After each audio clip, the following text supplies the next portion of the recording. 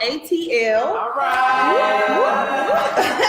We got all the ATL shawties today. Yes. So, is there anyone from here? No. Everyone was like, why did you ask that? Now people are like, not from here, but they are here. All right, so welcome to episode 2 of Fresh Chats with Steph. I am joined here by some phenomenal women today, and we're going to have an awesome conversation. So if you would please introduce yourselves. We'll start to my left, and we'll come on down. I'm TaMichael Gocha. I'm a 4th grade educator from Texas. All right. Hi, I'm Erika Brown. I actually am a resident here in Atlanta. I'm a parent and an education advocate and also a real estate professional.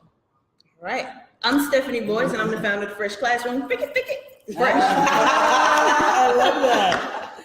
Hello, my name is Susan Arouse Barnes. I am an educator artist because I'm also a writer and a poet. Yes. And my name is Valerie Jones, and I am a mathematician. That's what I have to call myself. Yes. And I currently teach 7th and 8th grade. All right. So you're just going to take the doctor off and not I'm give sorry. us a prestige? Dr. Valerie Jones. Yes. Wear your credentials, girl. Yes. Break yourself.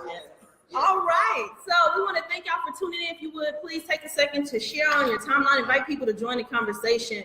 A very meaningful conversation that we have to start having in education today. So we're going to go ahead and get started with the first question. So I'm going to give you a little definition. So culturally responsive teaching is defined by Geneva Gay as using cultural characteristics, experiences, and perspectives of ethnically diverse students as conduits for teaching them more effectively. So when we talk about this idea of being culturally responsive, a lot of time we talk in theory.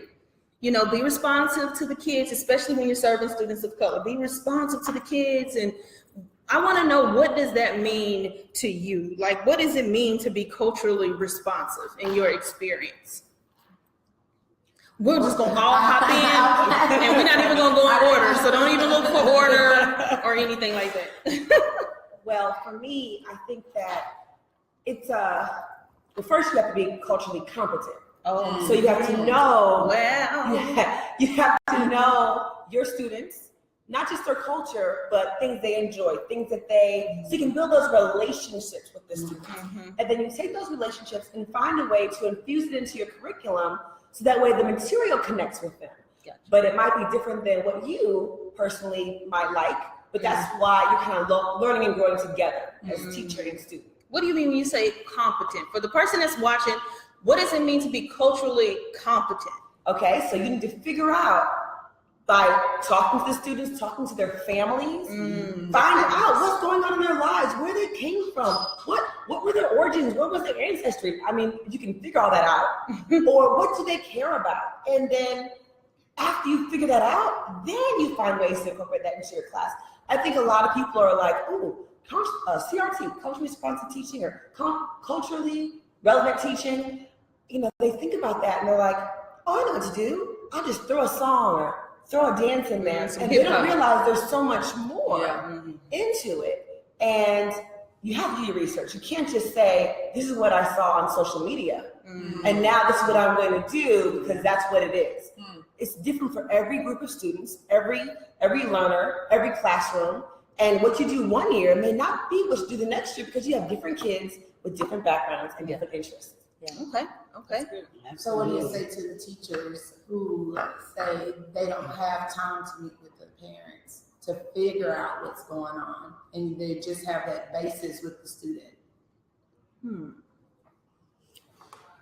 I'm not an educator, but I'm a person who values relationships. And I feel like this is definitely one of those situations that can be cross-cultural to other professions and just life, right? So if you don't have the time to engage a teacher or whatever, maybe a peer teacher that you built a relationship with, that you want to like intentionally be able to grow in your profession, and that because you care about the children and you want to connect with them more, to me, I would reach out to a peer teacher to try to get some more resources on what you can do to improve. So, What does CRT mean to you, Ms. Barnes? You know, it's interesting. I didn't know any of these terms. Right. I have always been that student that's like just really paying close attention to just people, how they operate. I mean, I guess that's being a poet, but my family is from Central America, Honduras. And so I'm a New York City girl.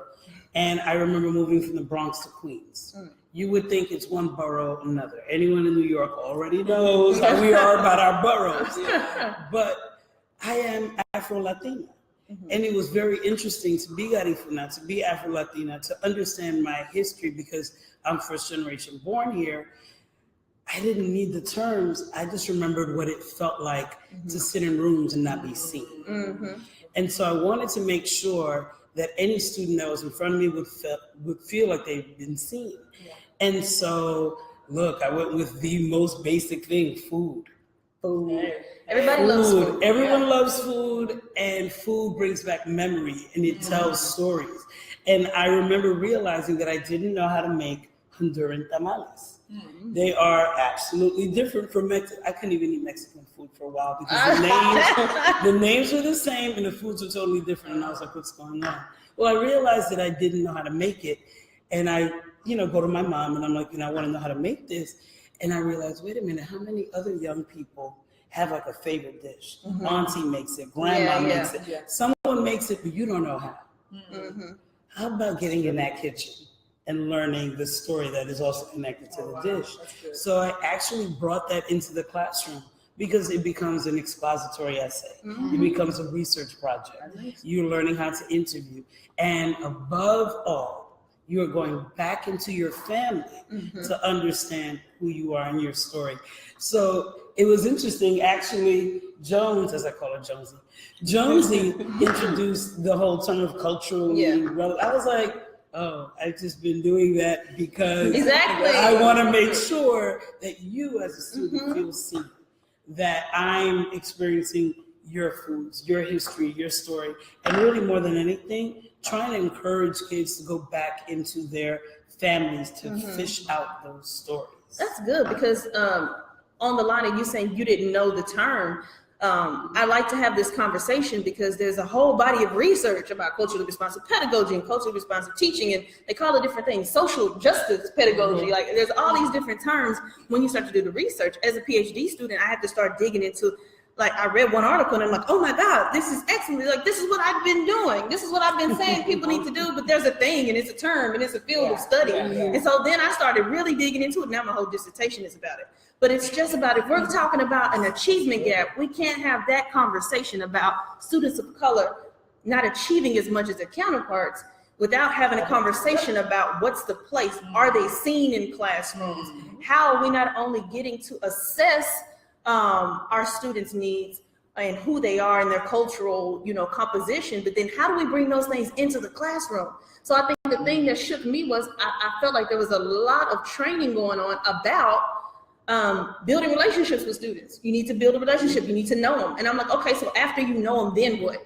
So that brings me to the next point. After I know you, I've gone and done a home visit. I figured out who my students are, what their interests are. I think a lot of times it's just like, okay, you know them, you build a relationship. But then how do you bring those things into the classroom? What does that look like in your classroom?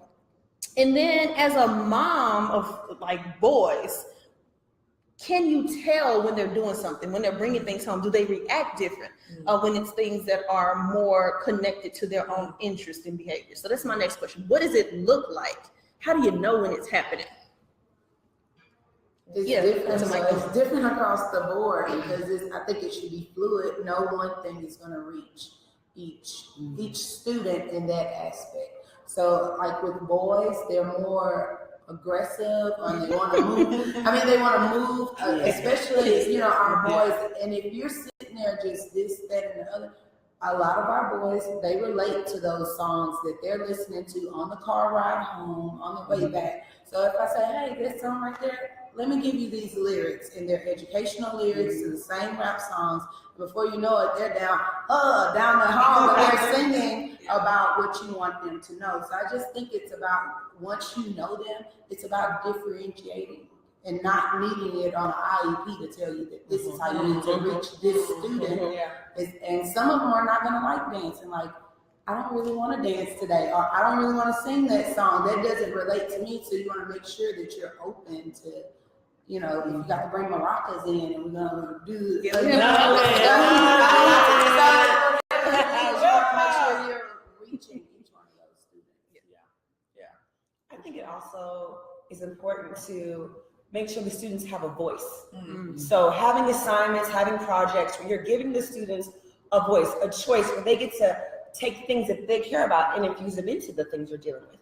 So, you know, whether it be a song or a poem or an art piece, how you relate to your content is the standards, but giving them the voice and the opportunity to take whatever that is to be creative in their own space lets them have that sense of security, sense of, she actually cares what I'm thinking. And then it makes them be more open to share more, and in turn makes the whole cycle happen. Let me ask a follow-up then, because you're specifically a mathematician. A lot of times in my research is specific to STEM when we're closing the achievement gap with STEM fields. And I chose that topic of study because in this field of culturally responsive research, I found that a lot of people in the field sometimes feel like math and science are what they call context neutral. You know, like it's math and it's numbers, it's science and it's science. And so it has nothing to do with your culture. I had actually a professor said, after she heard my presentation at Research Day, a professor said, well, this makes sense for some things, but you know, with math, you just have to work hard. You just have to work hard. And I everything inside me was like, oh, don't do it. Don't. She's a professor. Don't morph, because I'll morph before you know it. And I'll be like, on the contrary, and I'll just go off on the thing. Yeah. And so I was like, well, I'll have to disagree with you on that point. And on that point, we can disagree, but I've seen it. So you can't tell me, I worked in Title I schools my whole career. Like, you can't tell me the power of a teacher making that thing real to students. And instead of just talking about these angles, building an actual ramp and taking these different cars that they made and dropping them down this ramp and all this, how fast will it go? I don't like math and I don't know it about it, but I know when kids are having a good time. You respect math. There's certain aspects about math that you may I'm not gonna say that in the enjoy. mirror. I respect math. But you have to actually like math, because I like my money. Yes. Okay. And actually, you're very fashion forward. So putting your pieces together today, that's mathematical. You figure out what pattern go with what pattern, how that would complement each other. You are actually doing math every time you wake up. So you just made that culturally responsive to my experience. I just did. I mean, I think the thing is with mathematics, there are certain people who might teach it or have learned it very much like, here is the procedure, follow it. Oh, you didn't follow that step, you got it wrong. And math isn't that. Math is so much more than computation. It's everywhere in a real sense, not just going to the store, but everywhere. When you were talking, I was thinking about, you mentioned art, and we did a project together with our students. But we did one where we went to the Atlanta Beltline. And we had the students take pictures of the graffiti that they saw. And you know, she was doing with art, and I was dealing with mathematics. And we were dealing with area and perimeter of composite figures. So using the graffiti, they had to figure out, like, some of them were shapes and different things like that. They had to figure out the whole entire area, seeing what kind of squares, rectangles, parallelograms they could kind of put together, and then figure out the perimeter and the area of that whole figure. That's neat, man. But it was kind of cool to see the different, because we have a lot of artists in our school, but the different perspectives and the conversations that we're having and things that they were noticing, like, oh my gosh, look at that shape, and oh, this one's perfect.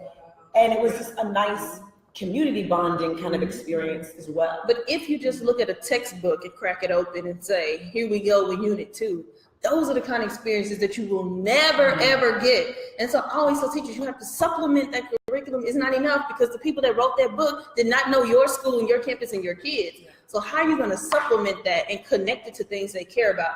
It was one thing my teachers could not do. The math, some of the math teachers, not all of them, a couple that may tune in. But a couple of them, I will specifically ask, I was that rebel kid, like, why do I care about this? I'm not going to use this in my life, so who cares? Like, I don't care. I'll get a C. I'll get a 70, and I don't care. And they could, I didn't have someone to be able to explain it or make it real to me. So that's why I'm always such a big advocate for why do kids care? As a principal, I sit in a planning meeting with teachers and I was like, why do kids care about learning this today? How are we going to put it into the context of the real world? When will they see it? Well, you know, the satellites do that. Whoa, you didn't tell the kids that the satellites need this to make their cell phones work? Yeah. Like, oh yeah, that'll flip them out. Yeah. So anyway, as a parent, do you ever see, well, parents, I mean, y'all both have like little school age kids. Like, do you ever see or feel that energy from your kids when they've done something that's resonated with them? Yeah, I would say a couple of things. And you talked earlier about ownership. So actually, I was at my kid's school just doing a weekly visit a couple of weeks ago, and I walked in his class, and he was actually, and he's in kindergarten, my youngest one, and he was actually teaching the class. Like, he was the teacher for the class. And so they were doing their, you know, beginning types of things they do in the beginning of the classes, their you know, their rituals every day. But he was so engaged about it. And he was able to use some of his own experiences and his own personality to then, you know, encourage and lead the class. And my boys talked about that for probably about a week and a half. You know, so that's one thing, another engagement. And so another way that my school really, really engages with my boys is through music. Again, whether it is just a concept that they're trying to talk about, whether it's like reading comprehension or history. We actually had a teacher who actually put together a whole CD. And so they took songs like that you hear on the radio every day and completely changed all the words and made it about learning. And my boys love it. It's engaging. A whole and, you know, CD. A whole album. It's a Now, whole if you ever have volume. kids, they know every lyric to every song that comes on the radio. Like, they can spit those bars. They're like bars. It's a But whole when it's album. time for learning, it's like, why didn't you have bars? So they love it. They love to learn.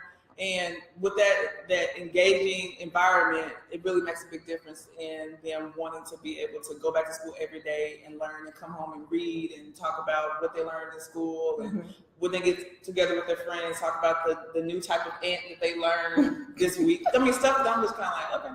So they care. Makes a big difference. They care. Yeah. Anything on that one? Oh, well, I'm going through the opposite. My son's just made it. my son just made it to 5th grade, and they are like, they're lacking movement. Yeah. And that's the conversation when they get home. Like, Mom, we can't move. Like, and you're dealing with individuals, and I love their teachers because they're my colleagues as well.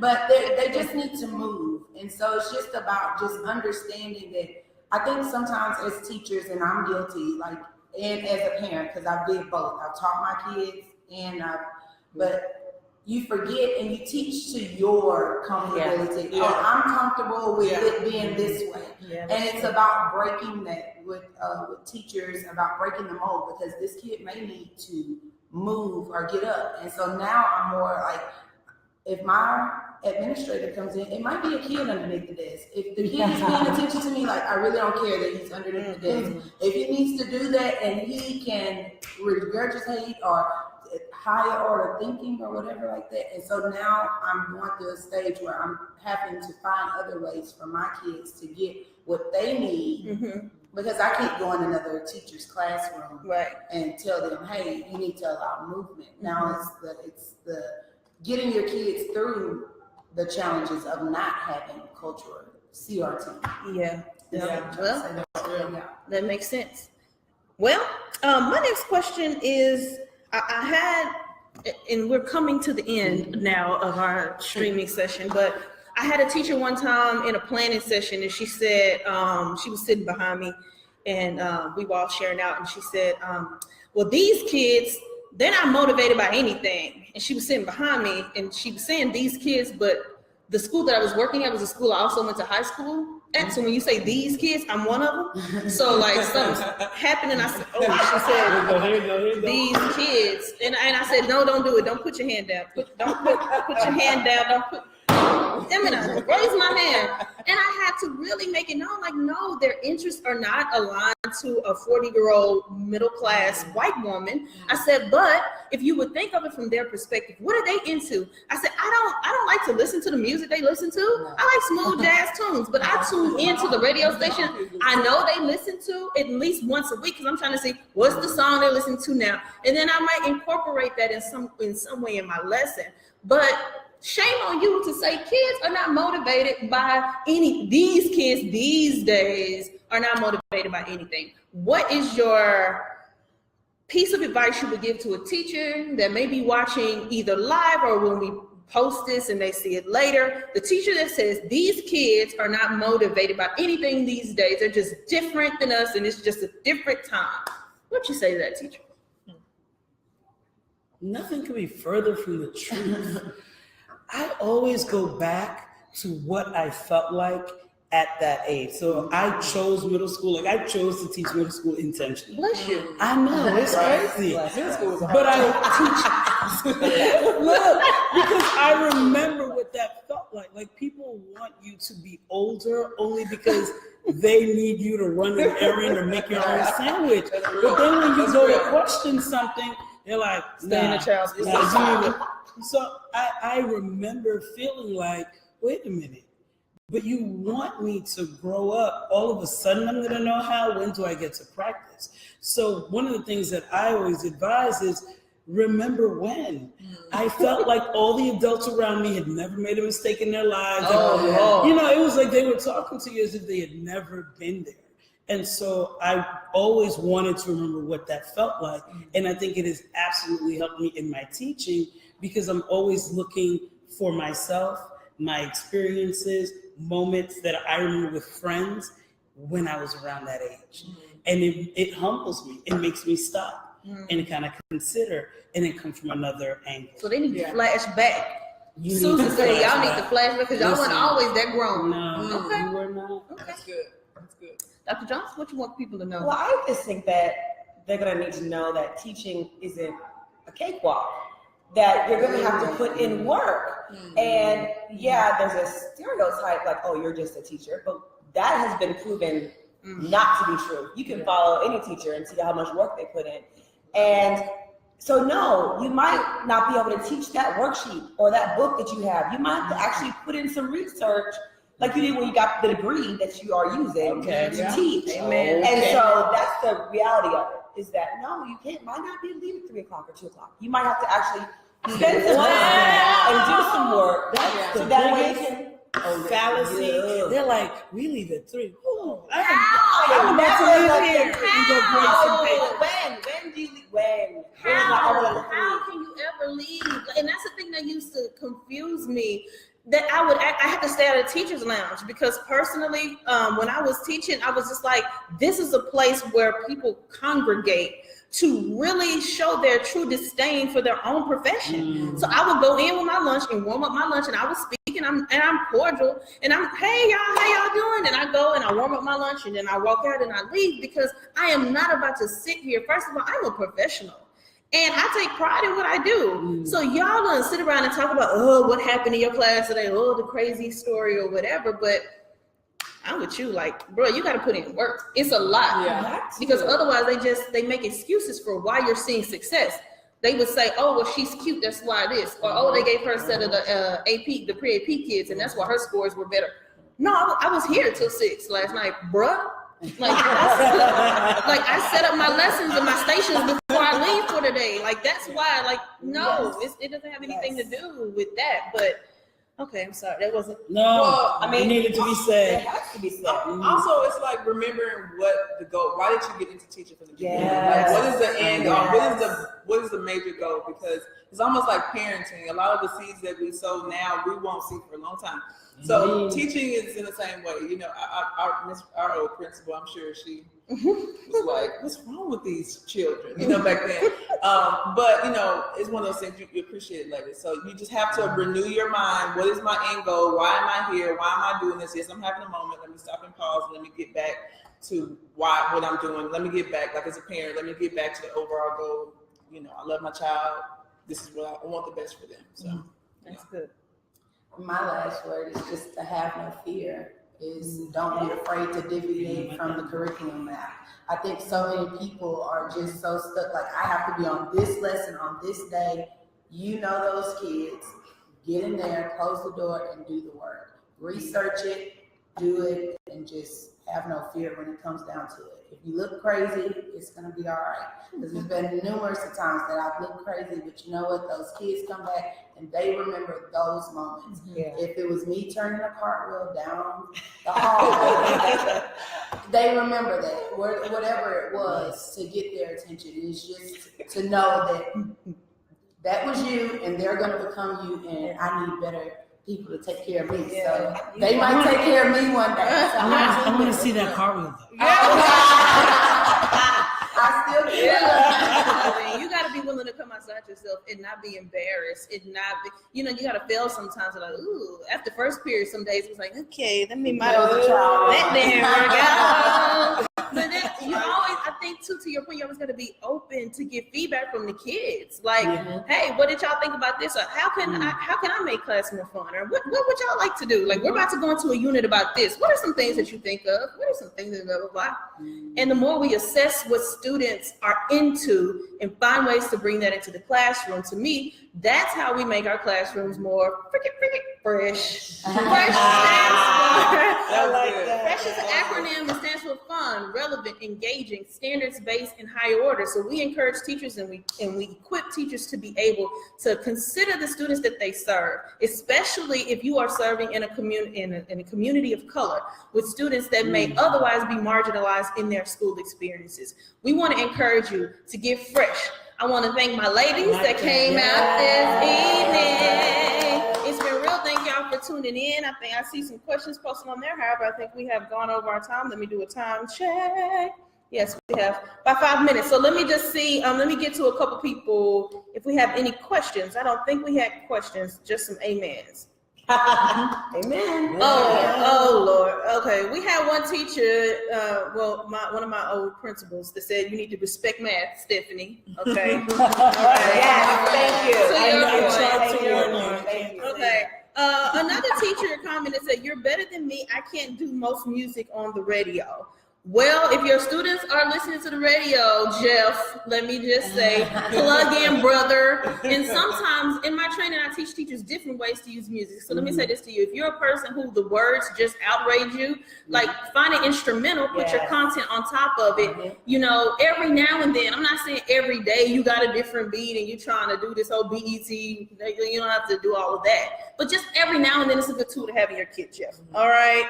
Hey, Jeff, I also will challenge my students to actually tell me, what does this mean to you? Because you'll be surprised. They're just listening to the beat. Yeah. You take away the music and just put the words, even they're like, oh, wait, I wasn't sure about that. So, yeah. Or you can make it a lesson where you're like, here's the instrumental. I want you to make a song. It has to have these rules, these kind of things to make sure it's grounded and very content rich. Yes. And it could be its own project. And then it becomes a song they use every year. Yep. And if you use lyrical analysis, sometimes, like Susan said, they don't even know. I used some Drake song to teach when we were learning about similes and metaphors. And he said something about he had backyard look like Metropolis. And they just all singing, they know every word to the song. But then as soon as we did lyrical analysis, I was like, what does this mean? He said he has a backyard big as Metropolis. What is he referring to? Huh? And then there went the research. They had to look it up. What is Metropolis? Like, what does that even represent? Okay, so then what is he saying about himself then? Okay, now what is he saying? Now, write about, and it always leads to writing in my class. I was an English teacher. So we always went from whatever stupid thing or whatever inspiring thing the rapper had to say into something that had content. So that's just for Jeff. We thank you for, and I think that's it. Daniela said anything from myself? Yes. So thank y'all for tuning in. We appreciate it. And until next time, stay fresh or get fresh or try. We'll see y'all next time. Fresh Chats with Steph is brought to you by thefreshclassroom.com. Are you ready to get fresh? If so, head on over.